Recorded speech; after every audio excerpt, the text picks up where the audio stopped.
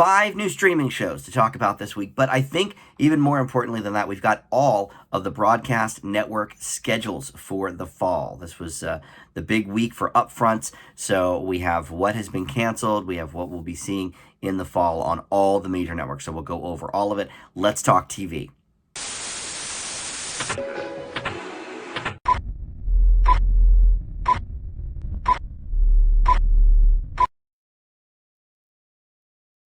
Hey guys, Dan here. This is Dan Reviews It. Welcome to TV news and reviews for the week. We've got those 5 streaming shows to talk about. We have a new laugh track sitcom over on Netflix called The Upshaws.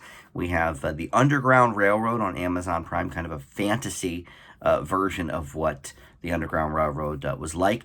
And then we've got a couple of HBO Max shows, That Damn Michael Che and Hacks. And then over on Paramount Plus, a music documentary called From Cradle to Stage.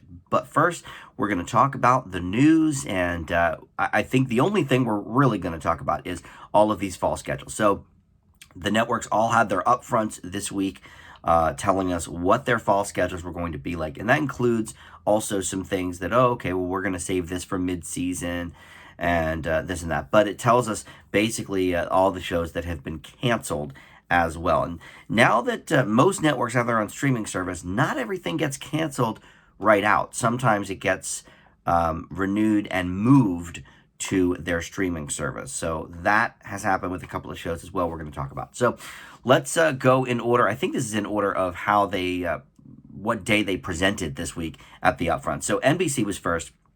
Here are all the shows that are coming in the 21-22 TV season, and I guess these are in alphabetical order. So you've got The Blacklist. I can't believe that show is still on, but The Blacklist. Brooklyn Nine-Nine for its 8th and final season. It took an entire year off. We didn't see that at all last season, and they were retinkering a lot of things. They threw out a handful of scripts because in the wake of George Floyd and Black Lives Matter and, you know, the cops not really looking too favorably these days, they are like, well, how are we going to do a comedy series? I have faith that they'll pull it off, but they're going to do a final season here for the 8th, and that will premiere actually right after the Olympics. So that's going to be one of the first seasons or first shows we're going to see, and I believe they're doing 2 episodes a week of that. All right, all these shows I'm not going to talk that much about, but all right, so then you've got the entire Chicago franchise, Fire, Med, PD, all of those renewed for 2 more seasons. So we'll get this season and next season. Kenan, Law & Order SVU, also renewed for another season afterwards. Law & Order Organized Crime, that's the new Christopher Maloney one. Mr. Mayor, New Amsterdam, which is renewed for seasons 4 and 5, so we'll see that again. This Is Us for 6th and final. Coming up, this will be the last season for that. Transplant, I'm glad that got renewed because I enjoyed that. And then Young Rock. And then the only ones that have really officially been announced as canceled are Superstore, we knew that was ending. And then Connecting, which was like a COVID show that aired in the fall only. So NBC is sort of the network with the most shows still up in the air. There's 5 shows that they have not made a decision on whether to cancel outright or move to Peacock. I think either way, they're not going to be coming back to NBC. But you've got Debris, Good Girls, Manifest, and Zoe's Extraordinary Playlist. So just 4, sorry, not 5. I think Zoe's Extraordinary Playlist is probably an expensive show to do because of all the music rights. But it's a great show. I really enjoy it, and hopefully that can find a home at Peacock. Good Girls I'm very surprised by, too, because I thought that was really gaining momentum, especially with Netflix putting up the seasons. But no word yet on that one either. The other 2 I don't care about. Debris was okay. Manifest I gave up on after like 2 episodes. All right, so going over to ABC. Renewed series. We will see these, I guess, mostly in the fall. A Million Little Things, Big Sky, Blackish. This will be the final season for that, 8th and final. The Connors, The Goldbergs, The Good Doctor, Grey's Anatomy, Home Economics. I do like that show. The Rookie, and Station 19. They actually canceled, I think, the most of any of the networks. Canceled or ending. I think these are all canceled. I don't think any of these expected to end this season. American Housewife, which, by the way, I saw like the first episode 5 years ago. Or 6 years ago, whenever it first came on. I didn't like it. I thought it was stupid. But whenever I watch anything on ABC, on Hulu, their up next is the pilot for American Housewife. Like, they're really pushing me to give that show another try. And I've never done it, but, I don't know. It seems like one of those shows that's like Two Broke Girls. I watched the first episode, didn't care for it. It runs like 5 years, and then I never watch another second of it, and that's fine. Call Your Mother is ending, no surprise there. For Life, and I had heard that they're going to be shopping For Life to other venues, and Hulu actually may pick it up because apparently the Hulu viewing on For Life, like with next day viewing and 7-day viewing, is pretty high. So that's a possibility, and I would like that. I watched 2 more episodes of that last night, actually. Mixed Dish is done, which actually I prefer now to Blackish, but I guess that's it. 2 seasons in and done on that. Rebel is done.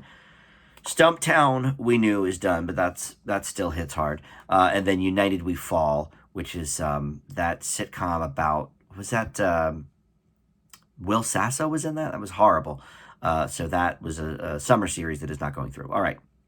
Then on Fox, you've got 911, 911 Lone Star, Bob's Burgers, Call Me Kat, a little bit of a surprise there, Duncanville, Family Guy, of course, The Great North, which has been renewed for seasons 2 and 3. They're really like doubling and tripling down on their animation block, and actually they're adding a second night of it, I think, in a couple of weeks.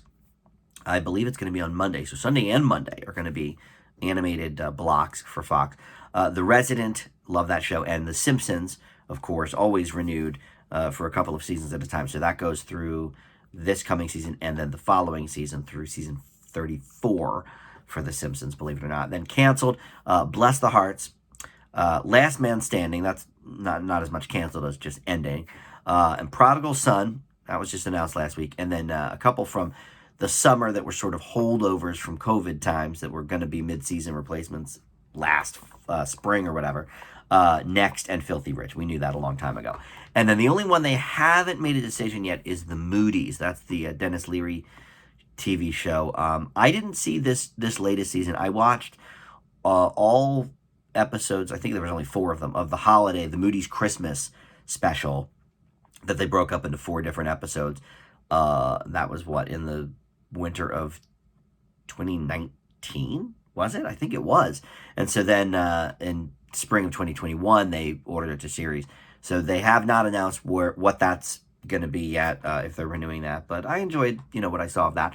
Over on CBS, they've renewed by far the most, but that's because they haven't ordered that many new shows. But they've renewed Be Positive, Blood and Treasure, which actually was renewed in 2019 and just hasn't had a season 2 yet. That will be coming. Blue Bloods, Bob Hart's Abishola, Bull, The Equalizer, Evil, which was also renewed for season 2 in 2019 and we never saw any more episodes. That's going to actually be moving, though, to Paramount Plus. FBI Most Wanted, Magnum PI, NCIS Los Angeles. Don't forget they have NCIS Hawaii starting. The Neighborhood, SEAL Team also moves to Paramount Plus. SWAT, Young Sheldon has been renewed for 3 seasons. So we're going to get this upcoming season, which will be season 5, and then we can expect season 6 and 7 of that. At that point, I mean, I know he was a young kid when it started, but at that point he's like 18. He should, at that point, be Jim Parsons, I guess. United States of Al was renewed as well. So canceled or ending. All Rise, which was a little bit of a shock. I thought that was doing pretty well for the network. Only 2 seasons in on that. I'm like halfway through season 1. I'm still enjoying it. MacGyver, Mom, we knew about. That was sort of announced a little bit ago. NCIS New Orleans is canceled, but of course they still have the other 2 shows and they're getting the new one. And then this one just announced a few days ago. This hit hard. The Unicorn.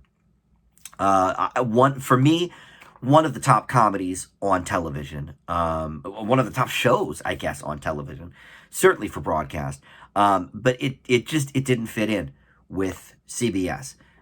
It was, no offense to any other comedy shows, but it was a little too smart, a little too emotional sometimes, maybe. I don't know. I think it's a great show that I will be sorry to see go.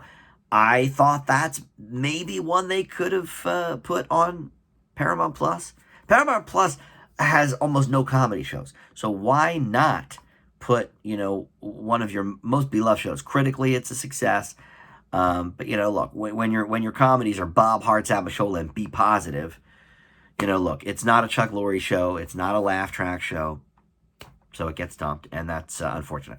The only show CBS has not announced yet is Clarice, and I have read two different accounts of that, because one story I read had Clarice moving to Paramount Plus, but I read another story that said they're still pending a decision on Clarice, and it's been that way. I keep refreshing it every day. It's been that way all week. So I don't know the fate of Clarice. I'm not going to watch it either way. I did not care for the pilot, so don't care. But either way, it may be over. It may be moving to Paramount Plus. All right, the CW has basically premiered renewed all of their shows. I mean, other than the ones that we kind of knew were being canceled already. So renewed All American, Batwoman, Charmed, Coroner. Coroner was okay. Legends of Tomorrow, Stargirl, Dead Pixels, which I didn't review that for the show. I don't even know what that is. Dynasty, The Flash, In the Dark, Kung Fu, Legacies, Nancy Drew, Riverdale, Roswell, New Mexico, Superman and Lois, Two Sentence Horror Stories, and Walker. The only things they've canceled, Black Lightning, I think we knew was coming. Bulletproof, not sure what that is. Burden of Truth, Pandora, I'm not sure what that is. Half these shows, sometimes the CW just runs shows. I don't even know what they are. Supergirl, we knew was ending. And then Trickster, which I thought was like the best CW show. I think I ended up watching all episodes of that. I think there were either only 6 or 8. It was an import that they got. They got a bunch of imports during COVID from different countries. I think Trickster was Canadian. I kind of enjoyed it, and that's gone.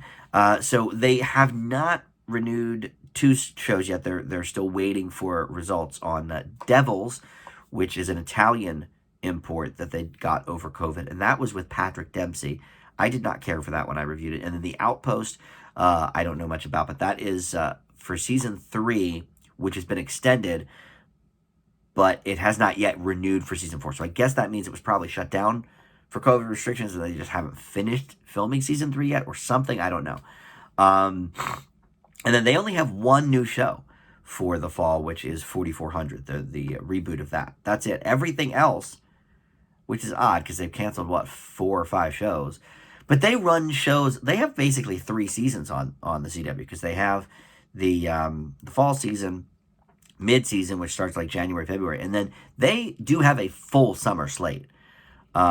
It's interesting, actually. 2 of the shows I watch on the CW aren't listed here at all. Penn and Teller Fool Us, and Whose Line Is It Anyway? Those are perennials. As far as I know, they've been renewed. They run every summer, but maybe they didn't run last summer because of COVID. So maybe they have episodes in the can that they'll run this summer, and they just haven't decided yet. I don't know. But anyway, who cares? It's the CW. I watch like one thing on the CW, and that's the Penn and Teller show. So all right, so that's it for that. There is some other news, but we can shuffle that to next week. Nothing major. I thought that was the most important thing to talk about this week. The new network upfronts. All right, so let's move into the reviews. Like I said, we've got 5 reviews, all on streaming services. Network sort of wrapping things up until summer season starts in a few weeks. So let's talk about these. The Upshaws we're going to do first, because it's, I would think, the most popular. It's been in Netflix's top 10 ever since it premiered about a week and a half ago. And, I guess people are enjoying it. So let's see what this is about. Like I said up front, it's another laugh track sitcom. And at this point, I kind of just blanket anything with laughter as a laugh track sitcom. It doesn't mean there's not a studio audience there. There could be, although in COVID, probably not. I don't know when this was filmed. Let's see here. It doesn't say when it was filmed, but in any event, it's probably a laugh track, I would think. But anyway, it's Mike Epps and Kim Fields are sort of the main stars. They're the Upshaw family. They're the parental units. High school sweethearts, married for a long, long time. They have several kids, 3, I think. And then Wanda Sykes is there, as well as Kim Fields' character's older sister. Does not like the Mike Epps character, but helps him out with their gig. They own a garage that they do mechanic work on, and she's like a part owner in that. Now, we just did a few weeks ago the new Jamie Foxx show on Netflix that I hated. I gave it an F. Horrible. And, for the most part, these studio audience or laugh track sitcoms, um, they're just not for me anymore. We've we've seen so many of them, and that was the standard for 50 years, whatever. The only ones I still watch anymore, I do have to watch the final season of Mom, so I guess you can count that, but it's not really on anymore. The Connors, of course, love that show, and then The Neighborhood, which I know is probably not. It's not highbrow or anything, but it makes me laugh. I like the interactions between Cedric and Max Greenfield. So, okay, I watched The Neighborhood. And then that Kevin James show they had on Netflix earlier this year, I really enjoyed. The Crew, I ended up watching the whole thing, all 10 episodes. I liked it. So, this falls somewhere sort of in the middle for me. I'm a Kim Fields fan. In fact, I just finished watching The Facts of Life about a month ago. I grew up, watching it here and there, but I never sat down and watched like all of the episodes. So I did that over the last few months. So I kind of watched her grow up, and of course, I enjoyed Living Single back in the day. And I like Wanda Sykes. I thought she was great on New Christine. I've enjoyed her stand up. So this has some working parts that I do like. It falls into very familiar sitcom territory, especially the tropes of like, parents that are sort of, getting along in the tooth in their marriage. Their kids are becoming more grown up, and what do we do? How do we still show each other that we're in love? And da da da da da. We've seen that, and even in black sitcoms, we've seen that recently. With My Wife and Kids with Damon Wayans. We saw it with the Marlon Wayans show. All Wayans projects, I guess. But here, there's some funny jokes. I don't think this is lighting the world on fire here, but there's, I laughed a few times. Again, I like some of these people. Mike Epps, I can take or leave, but I think he's kind of funny in this. And I think him and Kim Fields really do have good chemistry. I wouldn't be surprised if they really have known each other in the real world for, 20 years or something, because they do have a nice chemistry. And Wanda Sykes, she has kind of chemistry with anybody in a sitcom. She can kind of, fake that she's known somebody for years. So I appreciate that too. The kids are okay.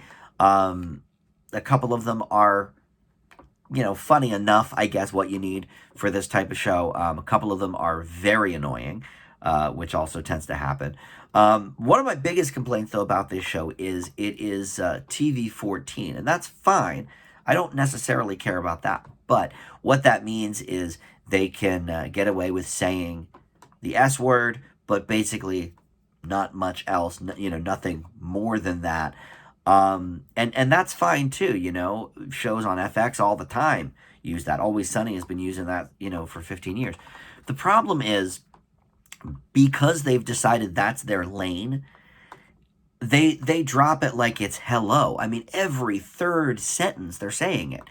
And it's just grating. It's so like gratuitous, and it's like, and it's things that just doesn't need to be placed in certain sentences. It's like, oh, pick that S up over there, or, oh, I gave him that S yesterday, or what, and it's like, all right, like I get it. You're going for maybe a little more authenticity, and people do curse in the real world and stuff.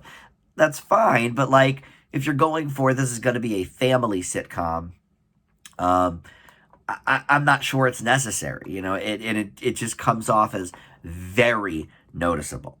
So I do take it down a few points for that, and I take it down, a few points for just being kind of generic. But again, I laughed a few times. I watched the first, I think, 2 episodes. And Wanda Sykes is one of the producers, as is Mike Epps. So obviously they're involved in this. They have their hands in it.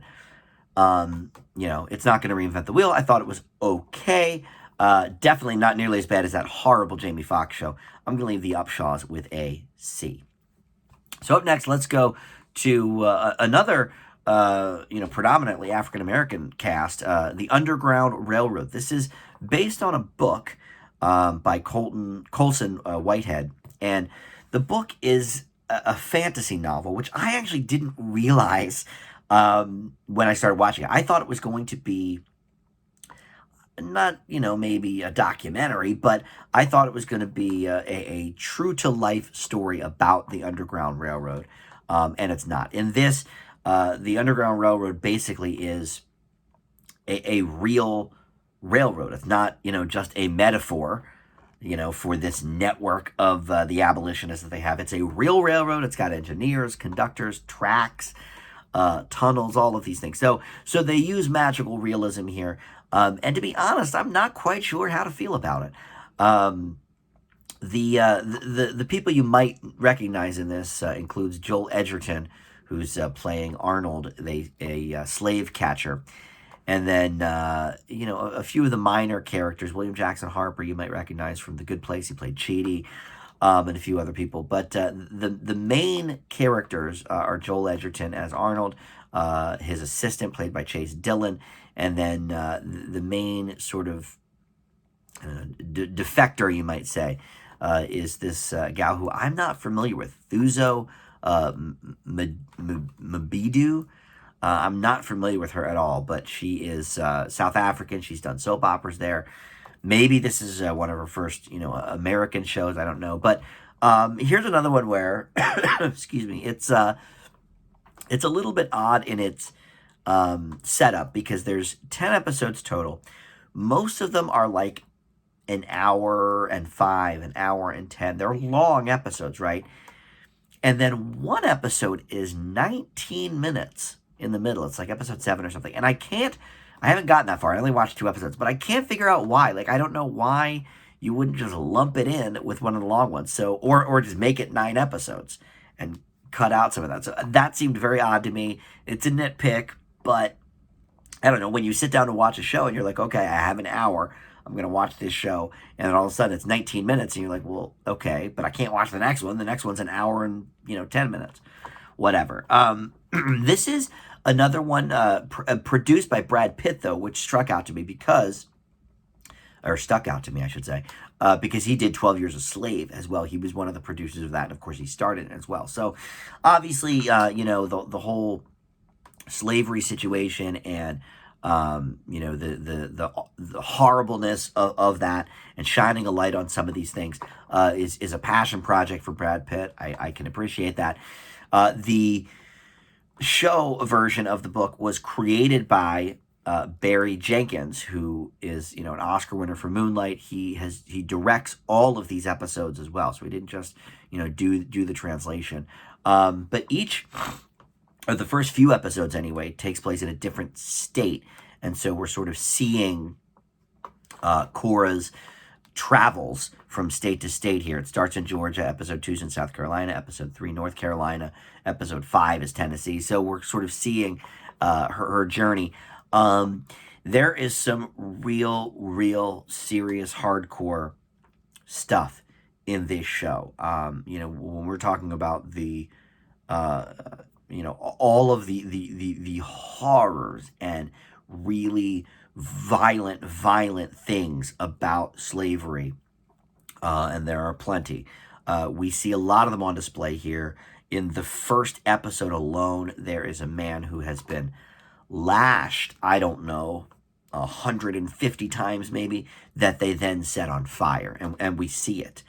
Look, I can appreciate that we want to be, immersed in this and really feel the horrors of this. But other than a few kind of peak moments like that, I don't know that this is bringing much new to the table in terms of the slavery is bad, fact. I mean, we all know that, but Roots and 12 Years a Slave and, a lot of slavery movies that have come before and since, and TV shows have sort of tackled a lot of these things. So what sets this apart is that sort of magical realism aspect of the Underground Railroad itself. And again, I'm just not quite sure how I feel about it, because I feel like, and look, the book was a huge success. I don't know who named it, and maybe New York Times themselves named it as one of the most 100 greatest books so far in the 21st century. But I mean, it's famous book. It's fine. But the subject seems so serious to me.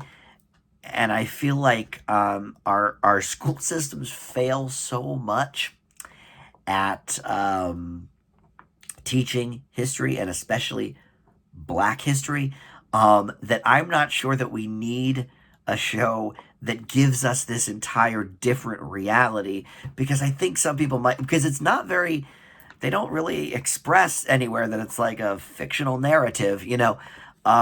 So I feel like people might watch this and be like, wow, they really had, you know, they really had conductors and train tracks. It's like, no, that's not really what the Underground Railroad was. So I have mixed feelings about that. Other than that, though, there are some pretty interesting visual elements. I think Barry Jenkins is a good director. I didn't love Moonlight as much as some, but I think the guy does know how to direct something to make it eye-catching, eye-popping, and visually interesting. So I will give it that. But I'm definitely torn on the way the narrative goes because of the magical realism. And I will say that this actress that plays Cora is very good as well. And Edgerton is always good. That, at this point goes without saying, I think. So overall, I think it's an interesting show. I will probably watch the rest of it. People just keep popping in and out of this. Like Will Poulter is in a little bit of it, the nerdy kid from We're the Millers. Lily Robb is in this. So, every I guess new state they go to, there's going to be a handful of new characters, and that's sort of interesting as well. And I do like that we're sort of following Cora on her journey and not just going from state to state looking at randos. That's gives us a little bit more of a connection. So overall, I leave the Underground Railroad with a B. Up next, we're going to talk about Hacks. This is on HBO Max. They're premiering 2 episodes a week from now through the finale on June 10th. There's actually 4 up right now. They just put the other one up, or 2 more up yesterday, I think. But this is Jean Smart, who really, boy, what a career resurgence she's having. I'm not sure that she ever went away. She's always doing stuff, but I first got acquainted with her back in the Designing Women days in the late 80s, early 90s. And then, she's appeared in so many things that I've really enjoyed over the years. Brady Bunch movie, Samantha Who, one of my favorite short-lived shows. But just in the last 12 months, or, well, a little more, a year and a half, let's say, she's done The Watchmen. She is in Mayor of Easttown, which I love, and now she's in Hacks. And all of these are for HBO or HBO Max. So she's really become sort of an it girl, it woman for HBO and their branding. But she plays here Deborah Vance, a famous Vegas comedian who, is legendary for the last bunch of decades. But her career is close to coming to an end here. Christopher McDonald plays sort of the head of the casino, or at least the entertainment division that she's working for. And he says, look, we're going to cut back your days, take you off on the weekends. You're not as appealing anymore to the young crowd. So she's looking to appeal to that younger audience. And so her agent monitors or works with this other woman, Ava, played by Hannah Einbinder, who I'm not actually real familiar with. She's, pretty new face. But her career is kind of on the skids because she made some inappropriate comments. So she's, a bit canceled. So she's looking for work as a writer. And so the agent sort of hooks the two of them up to work together. Now, as this started, it reminded me, like the first half of the first episode reminded me a lot, probably too much maybe, of The Comeback with Lisa Kudrow, which is, if you've never seen it, brilliant. It aired maybe 15, 18 years ago on HBO. It only lasted 1 season, and then they brought it back a decade later because it had gained such a cult following at that point. But it reminds me a lot of that, and I was like, well, all right, HBO already went down that well. Lisa Kudrow did it perfectly. I mean, it's, other than Phoebe, I guess, it's maybe her best role. But then it takes a turn. Once Ava and Deborah Vance connect, it becomes something very different. And I love the direction it went in. It became this more of a buddy comedy almost. Jean Smart is really just at the top of her game. I mean, I love that in her, she's got to be 70, I'm going to guess. Let me look. 69. She's very close. She'll be 70 in 3 months. I think she is at her career peak right now, which is incredible. And HBO has been doing very well with these older woman character studies. I just finished Mrs. Fletcher, which I had reviewed about a year and a half ago, but I finally sat down and watched the remaining, 6 episodes of that. And I actually rewatched the first couple. But that was with Catherine Hahn. Fantastic character study. Obviously, Mayor of Easttown, my favorite show of the year. Kate Winslet, it's a lot more than just a character study, but there's a lot of that in there with Kate's character. And here's another one. I mean, I think what's interesting about this is it's a character study for both of these women, old and young. We see both the generations kind of colliding and dealing with how Hollywood, yes, they're in Vegas, but I mean, how celebrity in general is dealing with people in 2021, in cancel culture, in, old people are washed up sort of mindsets. So I think it takes some very, very interesting turns. I've enjoyed the first 2 episodes. There's going to be, I think, 10 total. And this is on HBO Max only, not on HBO. So another reason maybe to get this streamer. Love this show. It's an A- for me. And next we stick with HBO Max. That Damn Michael Che we're going to talk about. And this is a sketch comedy show. Michael Che, of course, you probably know as the co-host of Weekend Update on NBC's Saturday Night Live. He's been doing it for a long time with Colin Jost. And in fact, some of his, SNL buddies get in on this series. We see Colin Jost, we see Colin Quinn, Heidi Gardner, Cecily Strong, Ellen Cleghorn from back in the 90s days. There's 6 episodes of this. They're all up right now on HBO Max. I have mixed feelings about Michael Che as a comedian and kind of as a person too, I feel like. I think he's funny on SNL, and I think he's written good material for SNL. I know he's one of the head writers. But whenever I see him in an interview, he seems bored. He seems like he does not want to be there, even if he's with one of his buddies. Like, I feel like Seth Meyers and him get along pretty well. They work in the same building together. Seth Meyers obviously used to be head writer on SNL, so they have that kinship there. But, he's always like wearing sweats. He's slouching. He just doesn't seem interested. And then I've seen him on The Match Game, ABC's game show with Alec Baldwin, and there's always a celebrity panel, and he's always just like, he just seems so unhappy to be there and annoyed even. So I just get the sense that he's kind of a D. Just in general. And so that, I think, probably colors my view a little bit of him getting his own show and how that is handled. He did say something in a recent interview, I think it was promoting this show actually, that some things on Saturday Night Live they would reject that were based around race because there was no context for the sketch. And he pointed out in the interview that it's something that helped Dave Chappelle when he did Chappelle Show, because he would start with sort of a little stand-up and be like, okay, so here's what I was thinking when we did this sketch. So I sort of picked up on that. I just heard the interview yesterday, but I watched this days ago, and I thought to myself, well, he's trying to bite a little bit off the Chappelle bit, because we don't necessarily see him doing stand-up because it's COVID times, but we see him sort of being interviewed as to, what's on his mind about this topic that we're about to watch. And it did remind me very much of what Chappelle did. So I'm glad at least he's sort of admitting to that parallel. But the other problem is the Chappelle stuff is hilarious. I mean, Chappelle Show is easily one of the greatest sketch shows of all time. Chappelle himself, hilarious. These sketches are a real mixed bag.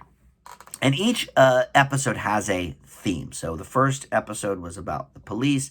Second was it's called Bourbon and Water. It's about drinking and how it affects people and whatever. But also more about relationships too. It's sort of a metaphor, but how, alcohol plays a part, and you're always at the bar, you're always at, a restaurant, whatever.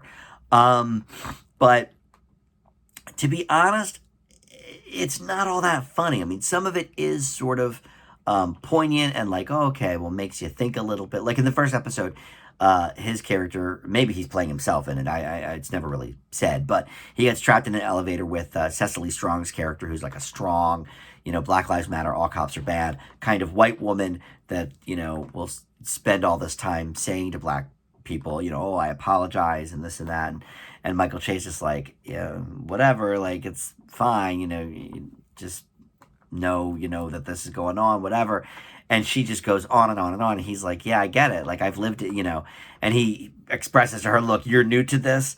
I've been living this my whole life. I'm kind of, over it. Like, I'm sick of it. Like, this is new information for you, but we've lived it every day, my whole life kind of thing. And so there's some interesting things that get brought up, but for a sketch comedy show, I kind of expected more comedy. Even in the relationship one in episode 2, where him and this girl have a different sort of set of ideas of how the relationship is going and whatever. It's nothing that maybe hasn't been tread upon before. So not only is it not saying anything new, but it's not that funny either. And I do like that he's gotten a lot of different people involved. I mean, so many guest stars are in this. I just named sort of the SNL ones, but Billy Porter is in this, Method Man, Jeffrey Owens from the old Cosby Show, Godfrey, great comedian. So, there's a lot of people through these episodes that he's gotten. All of them, obviously, New York people, since, it's COVID and he just had to shoot everything in New York. And it's produced by Lorne Michaels, so obviously it's SNL approved and all of this. I just... Poignant, yes. Funny, I'm not sure. So I leave that damn Michael Che with a B-.